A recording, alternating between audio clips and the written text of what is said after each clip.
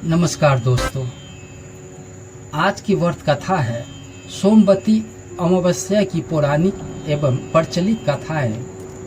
एक गरीब ब्राह्मण परिवार का था। उस परिवार में पति पत्नी के अलावा एक पुत्री भी थी। वह पुत्री धीरे धीरे बड़ी होने लगी। उस पुत्री में समय और बढ़ती उम्र के साथ सभी स्त्री योचिक गुणों का विकास हो रहा था। वह लड़की सुंदर, संस्कारवान एवं गुणवान थी, किंतु गरीब होने के कारण उनका विवाह नहीं हो पा रहा था। एक दिन उस ब्राह्मण के घर एक साधु महाराज पधारे। वह उस कन्या के सेवा भाव से काफी प्रसन्न हुए। कन्या जो लंबी आयु का आशीर्वाद देते हुए साधु ने कहा कि इस कन्या के हथेली में विवाह योग रेखा नहीं है।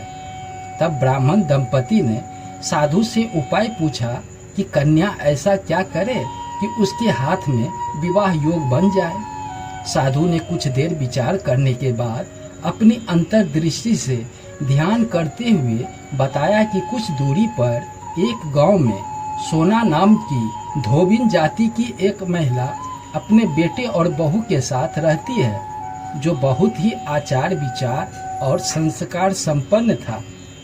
पति पराया है।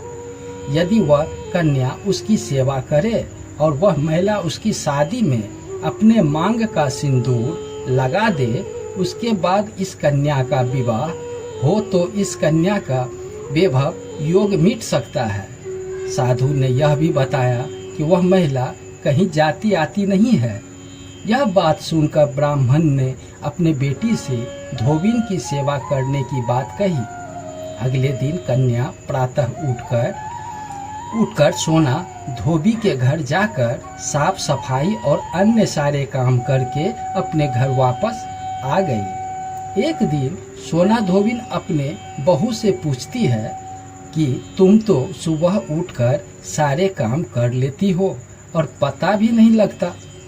बहू ने कहा, माँ जी, मैंने तो सोचा कि आप ही सुबह उठकर सारे काम खुद ही खत्म कर लेती है। मैं तो देर से उठती हूँ। इस पर दोनों सास बहू निगरानी करने लगी कि कौन जो सुबह घर सारा काम करके चला जाता है। कई दिनों के बाद धोबिन ने देखा कि एक कन्या अंधेरे में घर में आती है और सारे काम करके चली जाती है।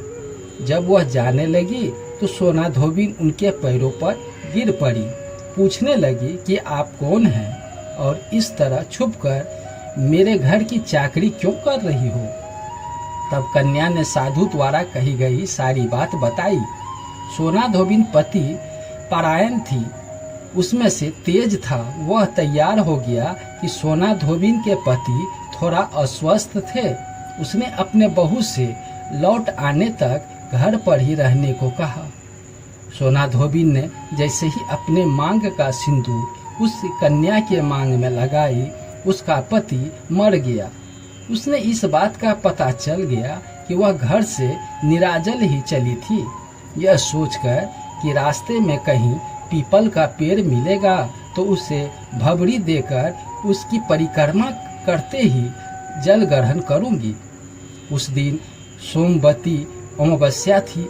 ब्राह्मण के घर मिले पुए पकवान की जगह उसने ईंट के टुकड़ों से 108 बार भबड़ी देकर 108 बार पीपल के पेड़ की परिक्रमा की। उसके बाद जल ग्रहण किया। ऐसा करते ही उसके पति के मुर्दा शरीर में वापस जान आ गई। धोबिन की पति वापस जीवित हो उठा। इसलिए सोमवती अमावस्या के दिन से शुरू करके जो व्यक्ति हर अमावस्या के दिन भबड़ी देता है, उसके सुख और सौभाग्य में वृद्धि होती है। पीपल के पेड़ में सभी देवों का वास होता है। अंततः जो व्यक्ति हर अमावस्या को न कर सके तो वह सोमवार को पड़ने वाले अमावस्या के दिन 108 वस्तुओं की भबड़ी देकर सोना धोबी और गौरी गणेश का पूजा करता है, उसे अखंड सौभाग्य की प्राप्ति होती है।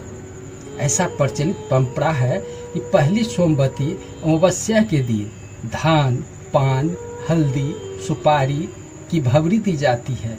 इसके बाद ही सोमवती अमावस्या को अपने सामर्थ्य के हिसाब से फल, मिठाई, सुहाग सामग्री, खाने की सामग्री इत्यादि की भवरी दी जाती है और फिर भवरी पर चढ़ाया गया सामान किसी सुपात्र, ब्राह्मण, ननद या भांजे को दिया जा सकता है। दोस्तों, आगे की कहानी सुनने के लिए चैनल को सब्सक्राइब, लाइक, शेयर जरूर कर दें। धन्यवाद।